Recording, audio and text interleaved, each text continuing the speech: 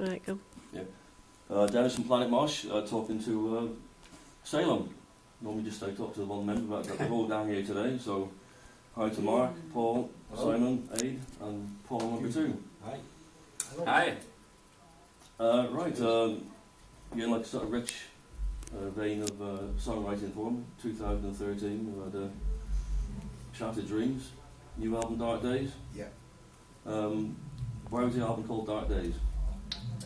Well, that was an idea originally by Adrian, who said we should write a song, or he wanted to write a song that was about the dark days of, unfortunately, the times we're living, you know, where we've got earthquakes and we've got ISIS and all this kind of stuff going on. It was just something that reflected that. And Adrian already had the riff and everything, and went in and I sort of like put my take on it with a few lyrical ideas and things, and that was it. It went in. So and it just seemed like a pretty rock and roll name for an album. Right. I was just going to say, like, you know, because you're sort of doing so well now, just seeing the strange album titled Dark Days. I think because we liked the track, I think it was just kind of a bit of coincidence that the general theme of the lyrics of the rest of the songs on the album were a bit sort of miserable as well.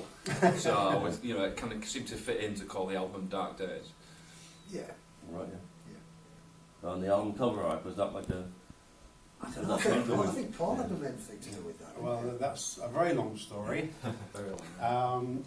In short, we came up with another idea, but the record company and the distributor thought that this what had actually been the original idea was one to go for. They liked that, so it didn't seem to fit in. You can't be much darker than that sort of image.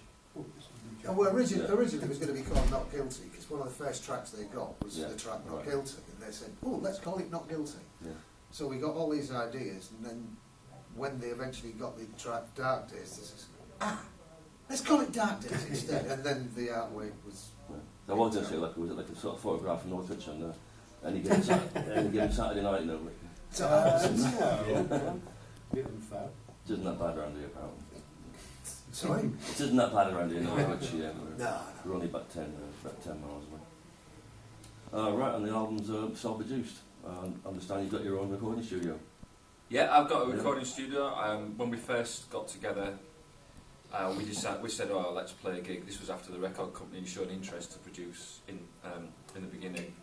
And then we said, well, why don't we write some stuff then? And we said, yeah, okay, where shall we record it? And I said, well, I'll build a recording studio, which I did, and we recorded there.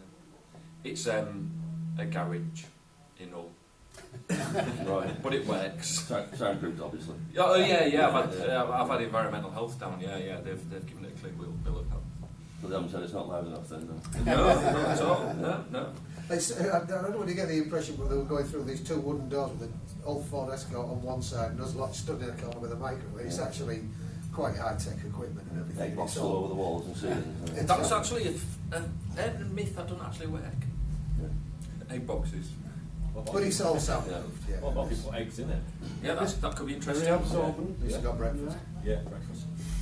Well, I mean, it doesn't sound self-produced. I'm not, without being derogatory. It sounds like a very big sound. Well, you're very kind. Thank you for that. Right. I think in the end, in today's digital age, you've got access to a lot of high-end stuff that most of the top-end producers have. So in the end, it just comes down to whether you personally can actually, get the end product or not. So I appreciate that comment. That's right. That saves a bit of money as well.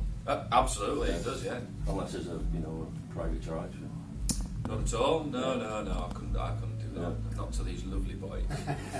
So no extra royalties in the contract then? No? There's we put in a little tiny bit extra, didn't we, to cover production, mixing, mastering, and all that, but only a little bit. Right. And it's not going to make any difference anyway. It's about £5.80. Yes. 30 bob. Well, that's what they sort of call these days, keeping it real, isn't it? Absolutely, yeah. Do it yourself. Yeah. It's a bit cheaper than Bob Rock or Mark Lane, isn't it? Just a little bit, yeah. Well, so if you did that, you could sound like Def Leppard, couldn't you? You don't want that, do we? I mean, a lot of bands are doing their own recording. I mean, I think, and as Adrian quite rightly says, you can, do a lot of it yourself anyway. At the end of the day, you know what you sound like, and that's what you want, isn't it? Absolutely, yeah. And you can work when you want. You So, That's right. I mean, to be honest, I've mixed a lot of that album in my front room with on some headphones. Just because I couldn't be bothered to up the studio.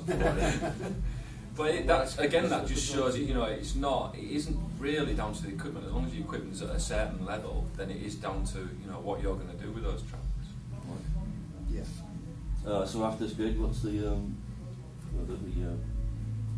next gig, plan for the 2000? Immediately after the gig, we'll probably get drunk. Yeah. Yeah. yeah, After, not before. yeah. The next gig we're playing in Sweden at Muscle Rock. Time they're playing again. It's a really cool lineup, so I'm looking forward to that. And then we're at Bangers Open Air again in July. Then we're in Belgium and Holland later in the year. And at the same time, start to record some new songs. Yeah, we'll start soon recording some new stuff. We've got loads of ideas already. Right. I've got loads. I was looking at some that Mark's got recently. These two just come ideas all the time, so I'm just getting the news. there's no shortage of ideas. I see from the from the press release, it's not like a band input with the songs. You sort of you come together to write, or you just do file sharing. I'll tell you what. There's one thing we don't do is come together. That for Forgotten Dreams and Dark Days, there hasn't been a single day when all 5 members have been in the Right. studio together. Yeah. In fact, I don't think there's been any day when 3 of us have been in the studio together. Right. For the recording either of those albums. So that's definitely what it isn't. But there seems to be a general format. I mean, it doesn't apply across the board, but generally, somebody in the band will come up with what is called a song, which is like riff and a sort of verse and a chorus, stuff like that. And Simon and I will take that and put vocal melody and lyrics on top of it. That's generally the way things work. Yeah. Are you the main lyric writer, or is it across the board as well? I'd say possibly main, but it's me and Ed used to like bounce stuff about. I mean, because obviously I like to go in with an idea, and I'll just stand in front of the microphone and with a pen and paper and chuck stuff out. And between the two of us, we always manage to cobble something together that isn't just baby, Right. yeah. So mainly lyrics and Right. myself. That's like a few general questions I've asked Paul before. Just start with who your main influences when you started playing bass? Who made you want to go on stage? I didn't want to play bass. I was a guitarist. Right. The guys from Ethel the Frog Right. asked me to join the new band they were forming on bass. And I've never even seen a bass, but I wasn't going to say no, so I just picked one up and started playing it. Right. So I don't play bass in any other band. I don't love playing bass, but I just love being on stage and playing with these guys. So I'm quite happy to do it. Yeah. So I think you're not playing tonight then, yeah? Yeah. Well, It's not the ukulele this evening instead.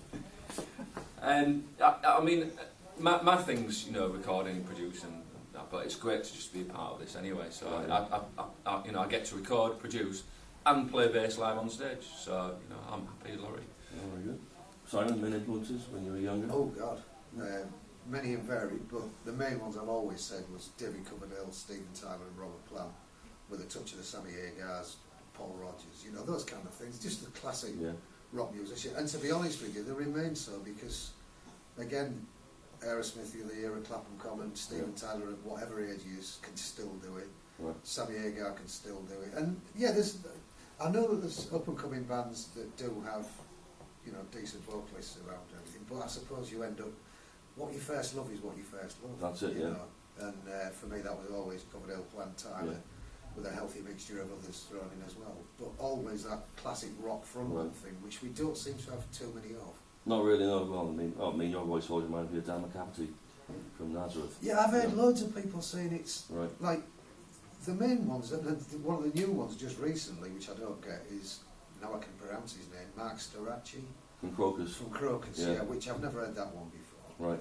I mean, I prefer to think, well, I sound like me, but I know it's a thing that a lot of people like to say, oh, you sound like this or you sound. Right.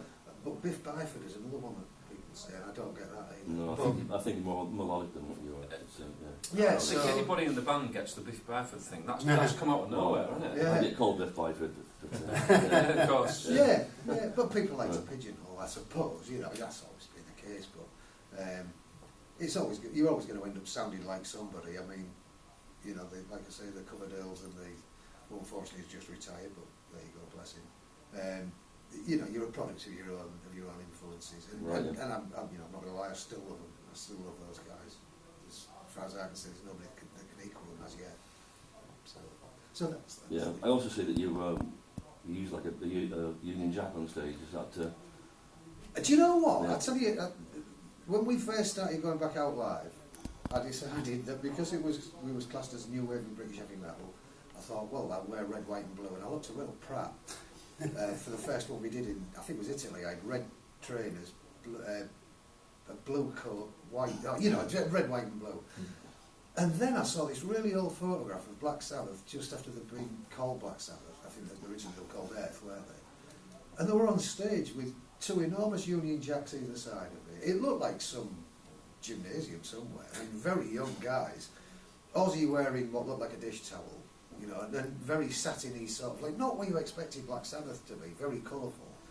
And I did think, actually, the old Union Jacks look pretty cool, and you have to still think it is one of the coolest flags ever. So also, it goes down well when you're playing abroad. People appreciate that you're British, because a lot of the people watching us abroad come to us afterwards and say, Brits do it best, Brits do heavy metal best, and they appreciate that. So I think it's just sort of underlining that element of the band, you know, we are British. And not only that, but original lineup when we split up as well. Yeah.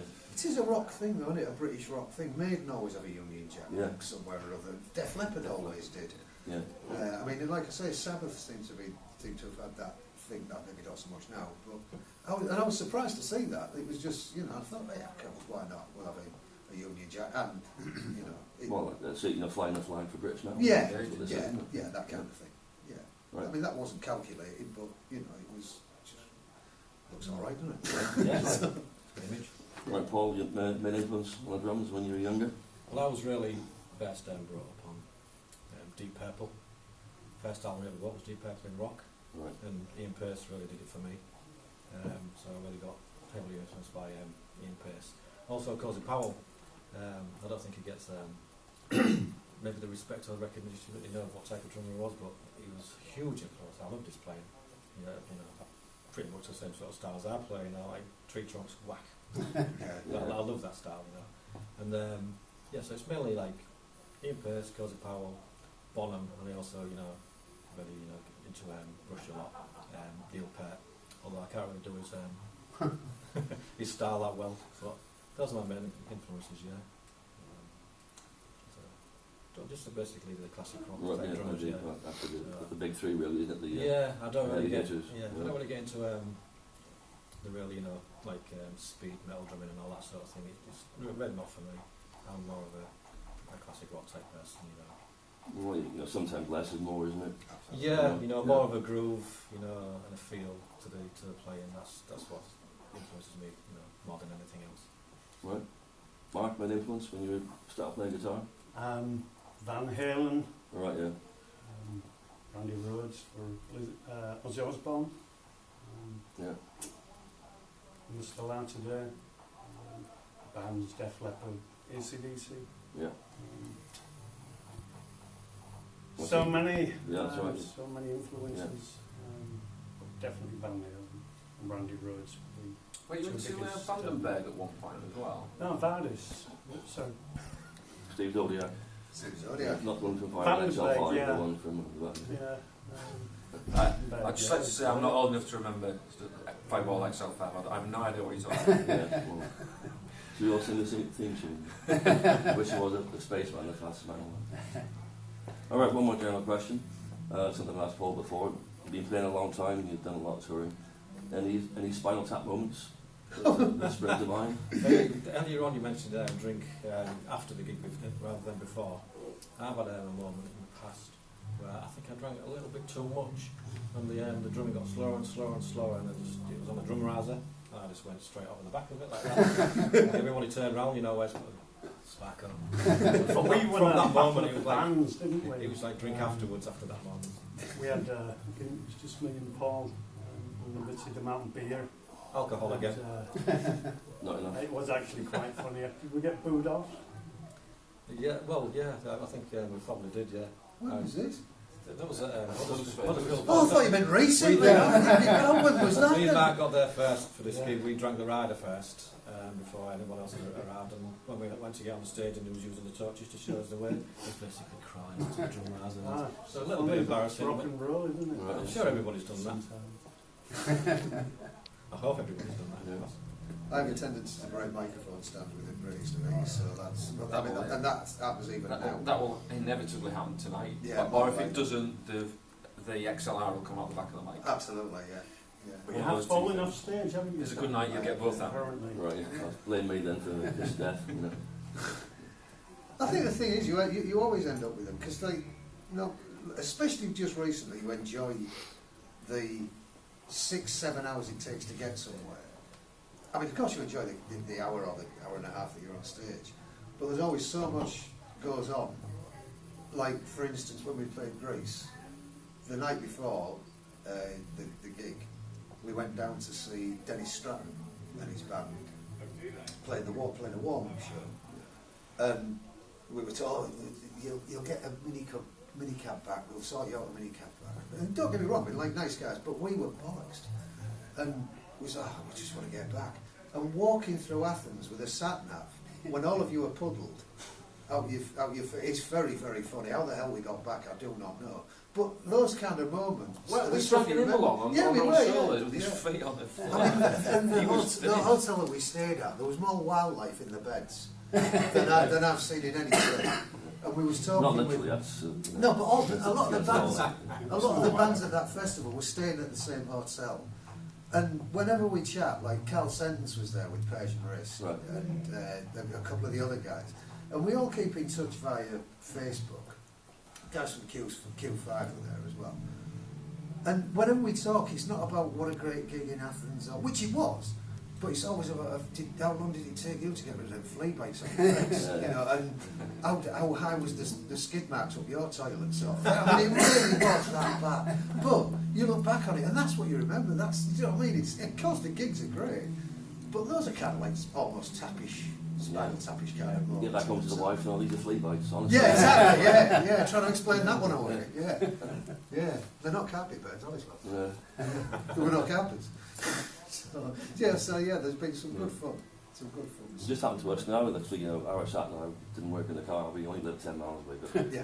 so we just found a car park over the road, parked up, and I said, some bloke, do you know where the moral court is? He said, yeah, it's that big building over there. Yeah, that's it. Yeah. I mean, this has nothing to do with the band, but when I was younger, getting in a taxi on I think it was Oxford Street. Sound check. Yeah, fine. Getting in a taxi on Oxford Street, because he took us to Selfridges, trying to impress this band. He goes, yeah, all right then. And it was one of them, and he went, there you go. We was literally on the other side of the fucking road. So, yeah, not very rock and roll, but there you are.